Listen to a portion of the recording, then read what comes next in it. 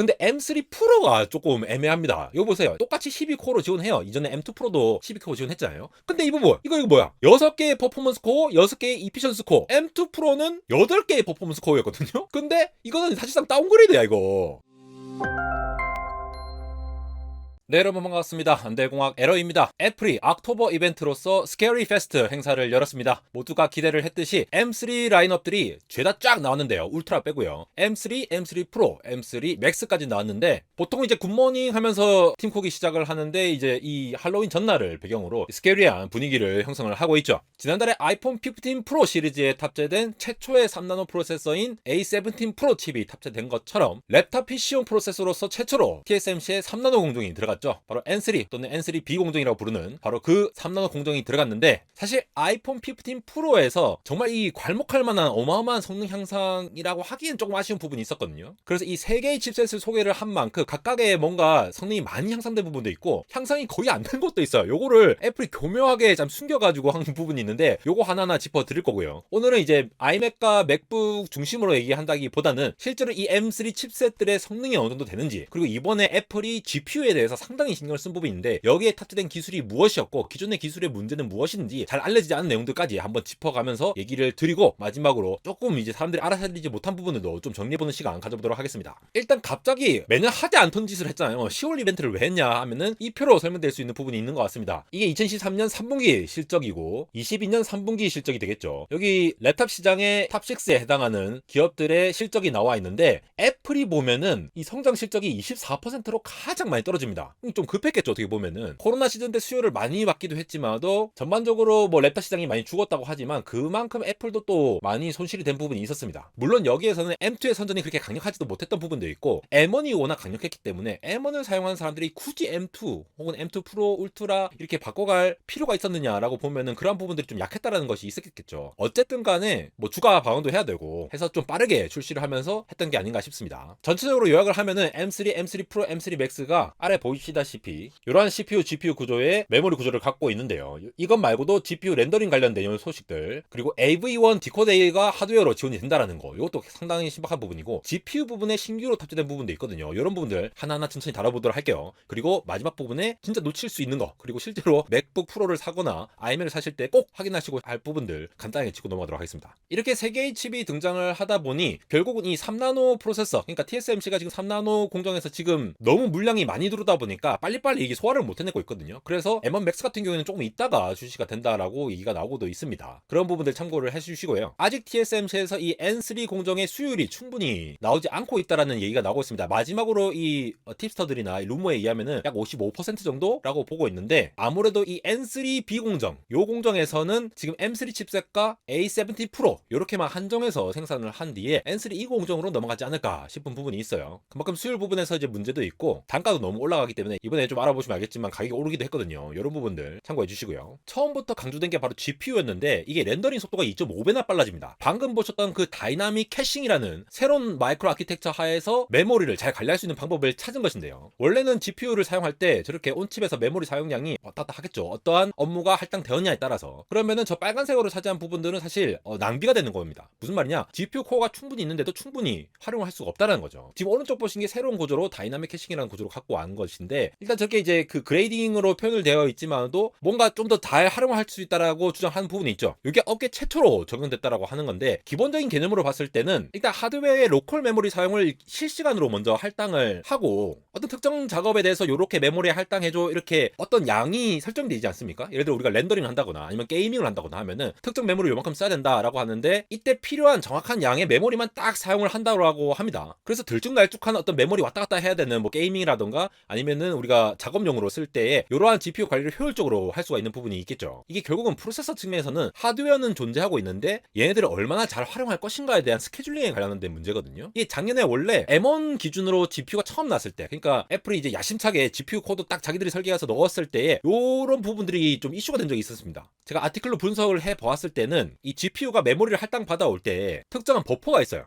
그래서 이 작은 버퍼가 있는데 이 버퍼를 이용해서 갖고 있다가 실제 메모리에 넘기고 이 왔다 갔다 하는 그 버퍼가 있는데 이 버퍼를 꽉 차면은 그 다음 작업을 할당할 수 없는 문제가 있었습니다. M1에서는. 그래서 실제로 M1 울트라 같은 경우에도 GPU 코어가 어마무시하게 많았는데 실제로 애플이 광고 때릴 때는 105W의 전력을 사용할 수 있다라고 얘기를 했지만 실제 테스트 해보면은 그것보다 한 20% 낮은 수준으로 와트를 소모할 수밖에 없었던 부분이 있습니다. 하드웨어는 레디가 됐는데 저기에서 그러니까 그 버퍼에서 계속 바틀렉되는 부분이 다른 명령을 받아들일 수가 없으니까 다른 코어를 사용할 수가 없던 문제가 있었던 거예요. 웬간한 앱들이 이러한 구조를 다 생각을 해가면서 개발을 하지 않습니다. 개발자들은 요거를 특화돼서 이게 다 사용할 수가 없었던 부분이 있었기 때문에 요 메모리 시스템을 제대로 활용할 수 없는 부분이 있었다라고 보여지는데 제가 봤을 때는 이 부분 원래 M1 칩셋에서 좀 문제가 된 부분, 그러니까 문제였는데 문제를 해결했다는 건데 이거를 예쁘게 다이나믹 캐싱이라고 포장하지 않았을까 하는 부분도 뭐 조심스레 예측을 하는 부분이 있습니다. 이 제 뇌피셜이에요 그냥. 여기다가 하드웨어 가속 레이 트레이싱을 적용을 했죠. 아이폰에도 적용을 했는데 M3 칩에도 적용을 하면서 렌더링 속도가 저렇게 굉장히 빨라진다는 걸 볼 수가 있죠. 근데 이게 저 같은 사람이 계속 분석하기가 짜증나는 게 M2하고만 딱 비교를 하면 되거든요. 근데 M1과 M2를 같이 막 비교를 해요. 심지어 M1, M2하고는 비교가 안 된 것도 있습니다. 렌더링 퍼포먼스로 보시면은 M3 패밀리, 그러니까 전체적으로 다 봤을 때에 M2보다는 1.8배, M3보다는 2.5배나 빨라졌다라고 주장하는 부분이 되겠죠. 이것만 하더라도 사실 GPU 자체는 어마무시한 성능을 향상을 했다라고 보시면 될 것 같아요. 최근에 애플 이벤트를 보면은 저런 게이밍 관련된 영상을 굉장히 많이 보여줍니다. 저희 채널 구독자분들이나 시청자분들도 그런 댓글 많이 다셨어요. 애플 뭐 게임도 못하는데 뭐 이런 댓글을 많이 다시거든요. 그만큼 윈도우용으로 게임이 굉장히 많이 나와 있고 이거를 애플이 지원하기에는 좀 힘들었는데 게임 포팅 툴킷 같은 것도 개발을 해내서 윈도우 게임들을 다 많이 가져올 수 있도록 지금 장려를 하고 있죠. 프로톤 같은 툴 같은 거 이용해서. 거기다가 하드웨어 가속 레이트레이싱도 지원을 하게 되겠고 이러한 하드웨어 가속을 통해서 메쉬 쉐이딩 기능까지 지원을 하니까 그래픽 작업에서나 저런 조명 효과 같은 거 이런 것들 다 잘 지원을 할 수 있을 것으로 기대가 되는 부분이 있습니다. 다음에 CPU 코어 개수를 봐야 될 텐데 기존 구조랑 비슷한데 전반적으로 봤을 때의 CPU가 15% 빨라졌다. M2에 비해서.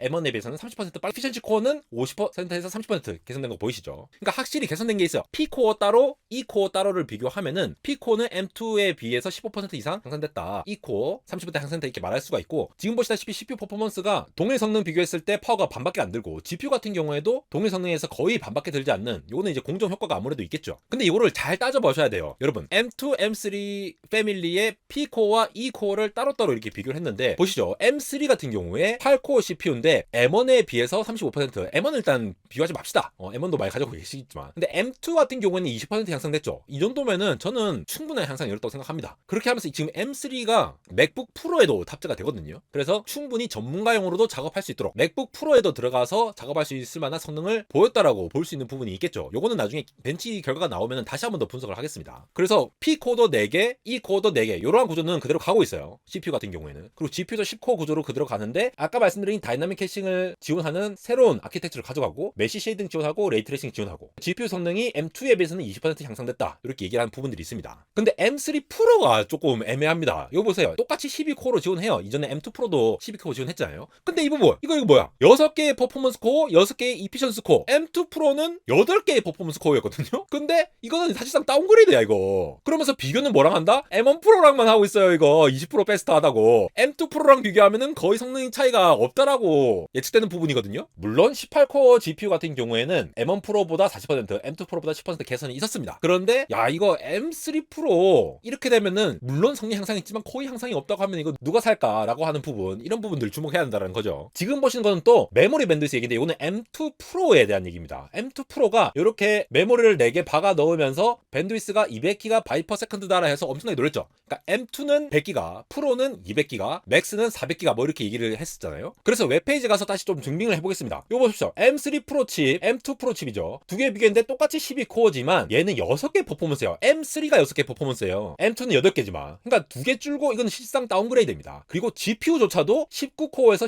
18코어로 내려갔어요. 물론 성능 향상이 있었다라고 하지만도 코어가 더 준 거는 맞습니다. 여기에다가 하드웨어 레이트레이싱이 들어간 거죠. 근데 이 부분 요거 보십시오. 메모리 밴드위스가 200GB에서 150GB로 줄었다는 겁니다. 아 이거 뭡니까? 아무리 새로운 캐싱을 적용했고 이렇게 했다 하더라도 메모리 밴드위스 자체를 줄었다. 물론 어떻게 보면은 더 효율적인 아키텍처를 사용을 했기 때문에 유니파이드 메모리 구조에서 더 작게 메모리 밴드위스를 유지하더라도 성능 향상시켰다 하면은 저게 바로 엔지니어링이 아닌가. 하지만 소비자들은 그렇게 생각 안 하죠. 소비자들은 야 200개가 지나면 당연히 200개 이상으로 해야지 라고 보는 부분들이 있잖아요. 그래서 이 부분이 좀 아쉽다 라는 부분이 되겠죠. M2 Max랑 M3 Max를 비교했을 때는 그대로 메모리 밴드위스가 유지가 되고 있는 부분이 있네요. 근데 이 부분 보세요. M2 Max 같은 경우에는 똑같은 12코어인데 16코어인데 8 퍼포먼스잖아요. 근데 16코어에 12 퍼포먼스 코어를 씁니다. 즉 4개의 퍼포먼스 코어를 더 쓴다는 거예요. M3 Max 같은 경우에는 확실히 성능을 더 밀어줬다고 보시면 되겠습니다. 이건 또 좋은 부분이죠. 더군다나 GPU 같은 경우에도 38코어에서 40코어까지 더 늘릴 수 있다는 거, 이런 부분들 잘 보시면 되겠고요. 마지막으로 AV1 디코드 이런 것들 미디어 엔진이 지원을 하게 되니까 AV1 코덱을 쓰는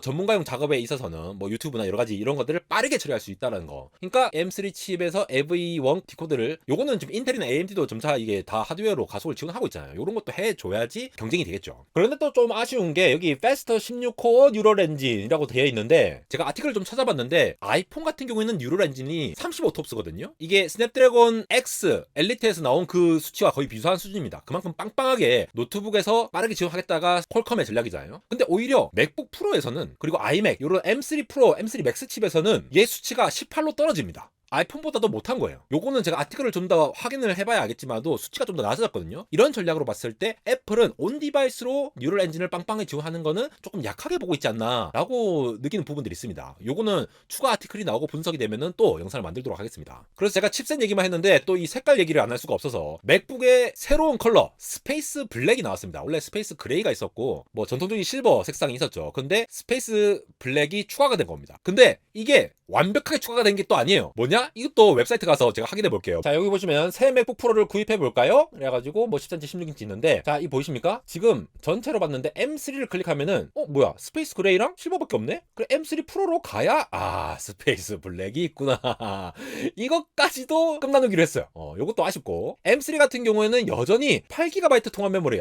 얘네들 진짜 메모리 안에서는 자, 이게 제일 효율적이라고 봤겠죠. 좀 더 빵빵하게 넣어주면 좋겠지만도 작업하실 때는, 특히 저 같은 사람 렌더링 할 때는 요거 좀 모자라거든요. 결국은 더 이제 업그레이드 할 수밖에 없는 부분이 있어서 여전히 이렇게 유지를 하는 걸로 보입니다. 그런데 또 재밌는 부분이 여기 보세요. 512GB SSD 저장 장치. 요거 보면 생각나는 거 없으십니까? 지난번에 256GB SSD 저장 장치 하면은 속도가 막 30% 50% 떨어졌잖아요. 근데 이번에는 기본 셋업으로 512GB를 넣고 왔으니까 요 문제는 일단 그냥 무조건 해결하고 간다 라고 간 것으로 보입니다. 요것도 나중에 테스트를 한번 해보고 말씀드리던가 할게요. 이렇게 맥북 관련해서 다양한 모델들이 있었지만도 가장 눈에 띄는 부분들은 일단 M3 칩에 대해서는 앞에서 말씀드렸고, 그렇게 이제 전성비 향상이 있으니까 맥북 가지고도 최대 22시간까지 배터리 라이프를 즐길 수 있다고 하니까 이 부분은 상당히 좀 마음에 드는 부분이었습니다. 거기다가 요 팬 같은 경우에도 한 개만 넣었다고 하더라고요. 예전엔 2개 돌아갔고 좀 시끄러울 때도 있고 했는데 웬만하면 돌지 않도록 해서 거의 이제 소음이 작아지는 형태로 설계를 했다고 하니까 이것도 좀 기대가 되는 부분입니다. 이렇게 M3 관련해서 빠르게 정리를 한번 해보았는데요. 그냥 발표 내용만 들으면은 파악하기 어려운 부분까지 좀 찾아보니까 아무래도 애플이 진짜 요 최적화 부분에서는 정말 잘 하는 것 같습니다.